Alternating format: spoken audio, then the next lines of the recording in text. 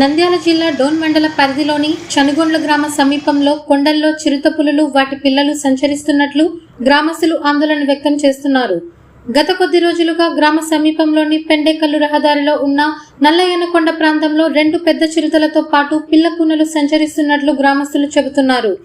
గొర్రెల కాపరులు, పశువుల కాపరులు చిరుతపులులను ప్రత్యక్షంగా చూసినట్లు తెలుస్తుంది.